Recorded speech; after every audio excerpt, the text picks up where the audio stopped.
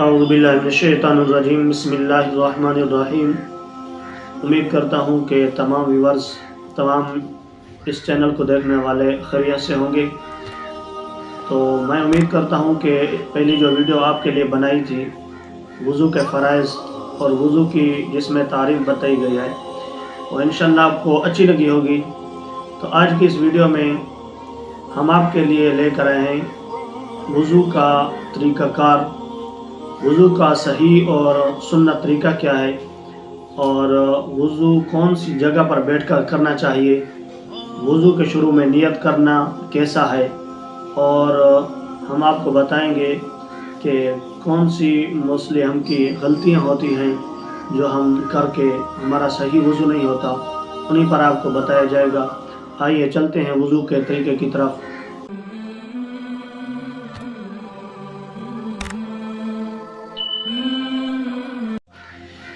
اعوذ باللہ من الشیطان الرجیم بسم اللہ الرحمن الرحیم۔ امید کرتا ہوں کہ تمام ویورز تمام اس چینل کو دیکھنے والے خیریت سے ہوں گے۔ تو میں امید کرتا ہوں کہ پہلی جو ویڈیو آپ کے لیے بنائی تھی وضو کے فرائض اور وضو کی جس میں تعریف بتائی گئی ہے وہ انشاءاللہ آپ کو اچھی لگی ہوگی۔ تو آج کی اس ویڈیو میں ہم آپ کے لیے لے کر آئے ہیں وضو کا طریقہ کار، وضو کا صحیح اور سنت طریقہ کیا ہے، اور وضو کون سی جگہ پر بیٹھ کر کرنا چاہیے، وضو کے شروع میں نیت کرنا کیسا ہے، اور ہم آپ کو بتائیں گے کہ کون سی موسٹلی ہم کی غلطیاں ہوتی ہیں جو ہم کر کے ہمارا صحیح وضو نہیں ہوتا، انہیں پر آپ کو بتایا جائے گا۔ آئیے چلتے ہیں وضو کے طریقے کی طرف۔ تو سب سے پہلی بات ہے کہ وضو کو شروع کرنے سے پہلے جو بھی کام کیا جائے تو اس کے لیے نیت کا ہونا ضروری ہے۔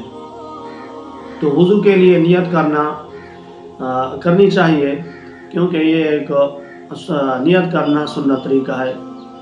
تو کہتے ہیں کہ اگر نیت نہ کی جائے تو وضو تو ہو جاتا ہے، اس وضو کے ساتھ نماز بھی پڑھ سکتے ہیں، اس وضو کے ساتھ قرآن بھی پڑھ سکتے ہیں، لیکن وضو کرنے کا ثواب جو ہے وہ نہیں ملتا۔ تو جب آپ نیت کر لیتے ہیں وضو کی، تو نیت کرنے کے بعد آپ کو صحیح وضو بھی ہو جاتا ہے، اور وضو درست ہونے کے بعد آپ کو اس کا ثواب بھی ملتا رہتا ہے۔ تو بات ہو گئی نیت کی۔ نیت کرنا سنت عمل ہے، تو کیونکہ آقا علیہ السلام نے فرمایا حدیث مبارکہ کے اندر ہے انما الاعمال بالنیات، کہ اعمال جتنے بھی اعمال کرتے ہو تو ان کا دار و مدار نیت پر ہے۔ جس نیت سے تم عمل کرو گے اسی نیت کے مطابق آپ کو اس کا اجر دیا جائے گا۔ تو وضو کے لیے نیت کرنا یہ سنت طریقہ ہے۔ آپ اگر وضو کے لیے نیت کر لیتے ہیں تو آپ کو اس کا ثواب ملتا ہے۔ تو دوسری بات کہ وضو کون سی جگہ پر بیٹھ کر کرنا چاہیے، تو یہ بھی مستحب عمل ہے۔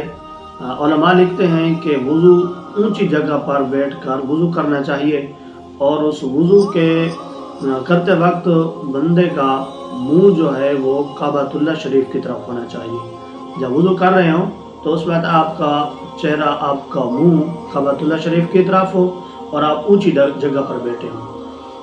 تو یہ تھی مستحب، یعنی کہ اوپر بیٹھ کر اونچی جگہ بیٹھ کر وضو کرنا مستحب ہے، اور نیت کرنا یہ ایک سنت طریقہ ہے۔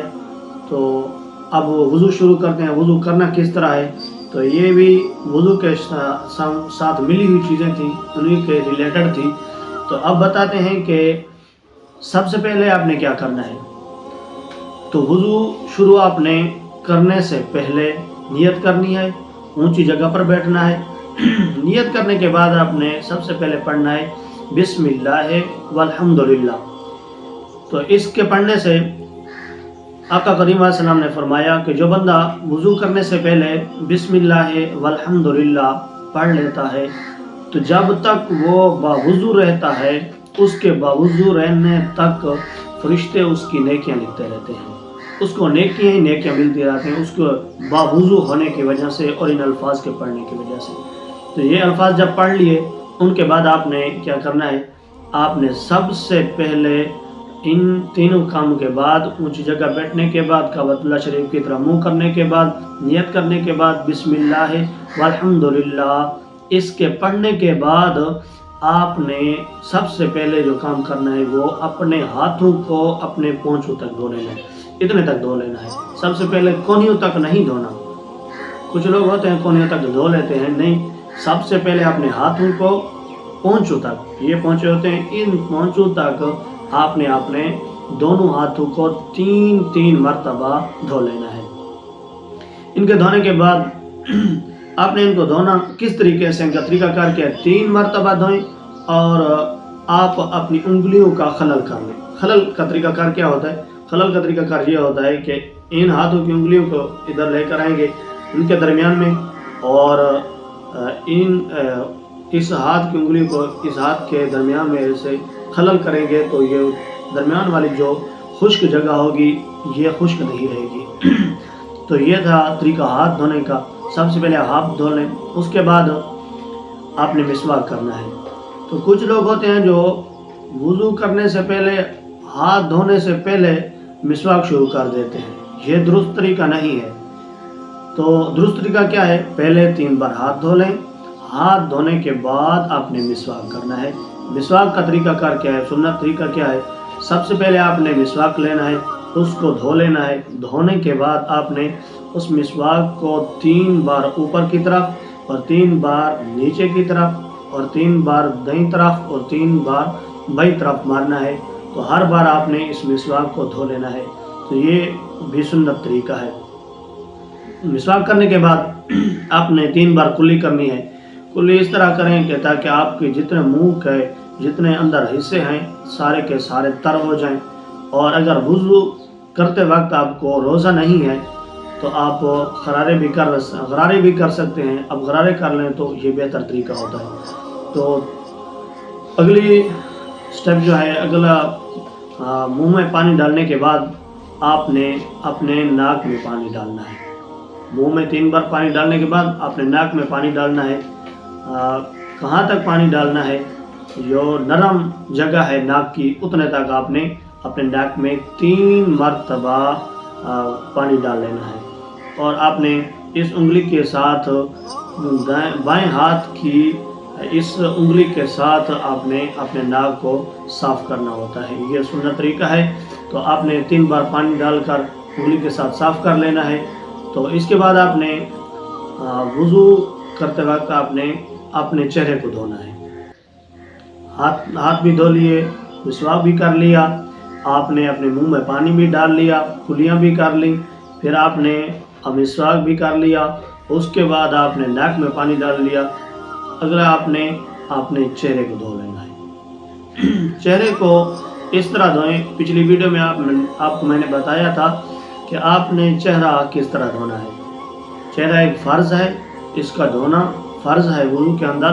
تو اس کو صحیح طریقے سے دھویا جائے، جہاں سے سر کے بال شروع ہو رہے ہیں وہاں سے لے کر اس تھوڑی تک، اور ایک کان کی لو سے دوسرے کان کی لو تک آپ نے اپنے چہرے کو دھو لینا ہے۔ جس بندے کی داڑھی ہو وہ اس داڑھی کو دھو لے۔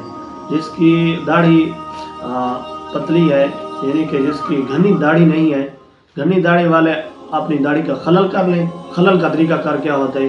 ایسے ہاتھ کو گیلا کر لیں پانی کے ساتھ، گیلا کرنے کے بعد اس ہاتھ کو ایسے کر کے اپنے حلق سے اس ہاتھ کو داڑھی سے ایسے لے کر آنا ہے۔ تو اس طرح آپ کا خلل ہو جاتا ہے، جس کو خلال کہتے ہیں۔ تو اس طرح آپ کا خلال ہو جائے گا۔ اور جس کی داڑھی پتلی ہے، گھنی نہیں ہے، اس بندے نے اپنی داڑھی کو صحیح طریقے سے چہرے کے ساتھ ساتھ دھو لینا ہے۔ تو یہ تھا منہ کا دھونا وضو کے اندر۔ آگے اس کے بعد منہ کے دھونے کے بعد آپ نے اپنی ہاتھوں کو دھونا ہے۔ اب ہاتھ کہاں تک دھونے ہیں یہ بھی پچھلی ویڈیو میں بتا دیا ہے کہ آپ نے اپنے ہاتھ کوہنیوں تک دھونے ہیں، کوہنیوں سمیت۔ دھونے کا طریقہ کار کیا ہوتا ہے؟ کچھ لوگ ہوتے ہیں وہ یہاں پر پانی بہا کر ایسے کر لیتے ہیں، اس طرح نہیں دھونا ہوتا۔ شروع سے ان سیدھے ہاتھ کی انگلیوں کے اوپر سے آپ پانی بہائیں گے تو یہاں تک کونیوں سمیت آپ نے پانی بہانا ہے، ان کو ترک کرنا ہوتا ہے، صرف پانی کو مس نہیں کرنا ہوتا، مس کرنے سے آپ کا وضو نہیں ہوگا۔ کچھ لوگ ہوتے ہیں ایسے گیلا ہاتھ پھیر دیتے ہیں اور وضو نہیں، اس کو دھونا نہیں کہتے، یہ غسل میں نہیں آتا، یہ چیز مس کرنے میں آتی ہے، یہ اس کو آپ چھوڑ لیتے ہیں، آپ اس کو صحیح طریقے سے دھوتے نہیں ہیں۔ تو آپ نے دونوں ہاتھوں کو کونیوں سمیت دھو لینا ہے، آپ نے یہاں سے شروع کرنا ہے، ان انگلیوں سے، انگلیوں کو اوپر سے شروع کر کے اپنی کونیوں سمیت اس کو دھو لینا ہے۔ پھر بائیں ہاتھ کو اسی طرح دھونا ہے، ایسے گیلا ہاتھ نہیں پھیرنا، بلکہ آپ نے اس کے شروع سے اس کو دھونا شروع کرنا ہے اور کونیوں سمیت اس کو دھو لینا ہے، اس کا دھونا بھی فرض ہوتا ہے۔ تو کونیوں تک اپنے بازو کو دھونے کے بعد آپ نے چوتھائی سار کا مسح کرنا ہوتا ہے۔ چوتھائی سار کا مسح یعنی کہ چوتھائی سار تک جب آپ نے مسح کر لیا تو آپ کا مسح تو ہو جاتا ہے۔ مسح کا سنت طریقہ کیا ہے وہ علماء جو لکھتے ہیں، اس کا طریقہ کار یہ ہے کہ آپ نے جب مسح کرنا شروع کرنا ہوتا ہے مسح، تو آپ نے سنت طریقہ کو بتا رہا ہوں، تو آپ نے ان 3 انگلیوں کو، شہادت اور اس انگوٹھے کو نہیں لینا، بلکہ ان 3 انگلیوں کو ایسے ان کے سر جو ہیں، ان کے اوپر والے حصے، ان کو آپس میں ملا لینا ہوتا ہے۔ ان کے ملانے کے بعد آپ نے اپنے سر پر اگر پگڑی ہے یا ٹوپی ہے اس کو اتار کر رکھ دیں۔ اس کے بعد رکھنے کے بعد آپ نے ان تمام 3 انگلیوں کو، اس کو، ان 3 کو یعنی کہ 6 ہو گئی، 6 انگلیوں کو آپ نے ملا کر ایسے لے جانا ہے پورے سر پر اس طرح اور پیچھے کی طرف، یہ سنت طریقہ ہے، اتنے تک لے کر پھر واپس لے کر آنا ہے، ایسے واپس لے کر آئیں گے تو یہ انگلیاں اب ان کے ساتھ مسح ہو گیا۔ آپ نے پھر یہ جو انگلیاں بچ گئی ہیں، یہ 4 انگلیاں، انگوٹھا اور یہ 2 انگلیاں، ان 2 انگلیوں کو آپ نے کان میں ایسے ڈال لینا ہے۔ کان میں ڈالنے کے بعد آپ کے یہ انگلیاں اب ان کا جو پانی تھا یہ ختم ہو گیا، آپ ان کا پیچھے والا پانی رہ گیا ہے۔ اب پیچھے والا پانی کو آپ نے کس طرح کرنا ہے، آپ نے گردن کا مسح کر لینا ہے۔ آپ نے اس طرح مسح کریں گے تو آپ کا یہ جو گیلی تھی ان کے ساتھ پیچھے گردن کا مسح ہو جاتا ہے۔ اس کے بعد مسح کرنے کے بعد آپ نے یہ باقی بچ گئے کانوں، ان انگوٹھوں کا پیچھے والا، تو آپ نے کانوں کے پیچھے ان کو لگا لینا ہے۔ ان کا پانی جو ہے، ان کا پچھلا پاسا انگوٹھوں کا، یہ انگوٹھے ہیں، ان کا پچھلا پاسا کانوں کے پیچھے والی جگہ پہ لگائیں گے تو آپ کا مسح سنت کے مطابق ہو جائے گا۔ تو یہ تھا مسح کرنا۔ آگے مسح کرنے کے بعد آپ نے کیا کرنا ہے، آپ نے پاؤں کو دھو لینا ہے۔ تو پاؤں دھونے کے وقت آپ نے ڈائریکٹلی اپنے ٹخنوں سے شروع نہیں کرنا ہوتا، اس کا سنت طریقہ ہوتا ہے آپ نے اپنے پاؤں کا جو انگلیاں ہیں ان کے سرے سے شروع کرنے ہوتے ہیں اور آپ کا دھونا جو ہے وہ ٹخنوں پر ختم ہو جائے۔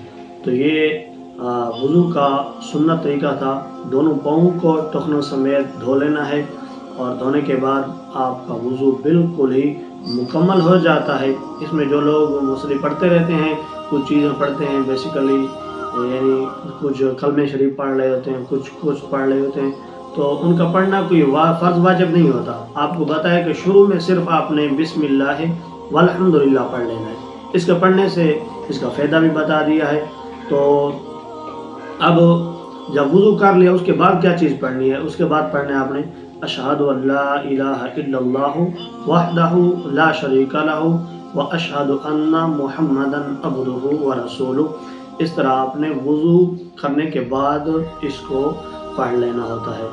تو آخر میں آپ کو وضو کی فضیلت کے بارے میں ایک حدیث شریف سناتا جاؤں۔ حدیث کا مفہوم ہے کہ آقا کریم علیہ السلام بیٹھے تھے، آپ کے سامنے صحابہ کرام بھی موجود تھے، تو نبی علیہ السلام سے صحابہ کرام نے عرض کی، یا رسول اللہ صلی اللہ علیہ وسلم کہ قیامت کا دن ہوگا، معاشر کے میدان میں اتنے لوگ اکٹھے ہوں گے، تو ان کے اکٹھے ہوتے ہی اتنی قومیں اکٹھی ہوں گی، کتنے نبی اکٹھے ہوں گے، ان کی امتیں اکٹھی ہوں گی، تو یا رسول اللہ صلی اللہ علیہ وسلم تو آپ کی امت بھی وہاں پر موجود ہوگی، تو آپ اپنی امت کو کس طرح پہچانیں گے؟ تو نبی علیہ السلام نے فرمایا کہ اے میرے صحابہ، میں اپنے امتیوں کو اس طرح پہچانوں گا کہ ان کے جو وضو کے اعضاء ہوں گے، جن و اعضاء کے ساتھ انہوں نے وضو کیا ہوگا، جو اعضاء ان کے وضو میں دھلتے ہوں گے، وہ ان کے اعضاء اس طرح چمک رہے ہوں گے جس طرح چاند چمکتا ہے، اس طرح ان کے ہاتھ اور پاؤں اور جو وضو کے اعضاء ہیں وہ چمک رہے ہوں گے۔ تو میں اپنے امت کے لوگوں کو ان کے وضو کے اعضاء کے چمکنے سے میں ان کو پہچان لوں گا کہ یہ میری امت کے لوگ ہیں۔ تو امید کرتا ہوں کہ آپ کو میرے ان باتوں کی سمجھ آ گئی ہوگی اور وضو کا طریقہ کار بھی سمجھ آ گیا ہوگا۔ تو جو کہ مسئلہ ہو، جو کہ بات ہو، آپ کمنٹ کر کے مجھ سے پوچھ سکتے ہیں، اور میرے ڈسکرپشن کے اندر میرا موبائل نمبر بھی ہے، اس پر بھی آپ رابطہ کر سکتے ہیں۔ کوئی مسئلہ ہو، کوئی مسئلہ پوچھنا ہو، کوئی بات پوچھنی ہو، وہ بھی آپ پوچھ سکتے ہیں۔ تو آگے انشاءاللہ العزیز بہت سارے مسائل آنے والے ہیں، نماز کے متعلق بھی آنے والے ہیں، غسل کے متعلق، تیمم کے متعلق، روزمرہ کے جو مسائل ہوتے ہیں وہ انشاءاللہ ہم آپ کو اسی چینل پر بتائیں گے۔ ہمارے چینل کو سبسکرائب کر لیں، اور دین کی بات کو اگر آپ پھیلانا چاہیں تو آپ کے لیے بہت ہی بہترین ہوگا، کیونکہ آقا کریم نے حدیث کا مفہوم ہے کہ نبی علیہ السلام نے فرمایا کہ اس کا اللہ پاک چہرہ تر و تازہ رکھے جو بندہ میری بات کو سنتا ہے، میری حدیث کو سنتا ہے اور آگے لوگوں تک پھیلاتا ہے۔ تو انشاءاللہ ضرور اگلی ویڈیو میں ملتے ہیں۔ اگلی ویڈیو کے لیے ہمیں اجازت دیجیے گا۔ اسلام اینڈ پاکستان زندہ باد۔ السلام علیکم ورحمۃ اللہ وبرکاتہ۔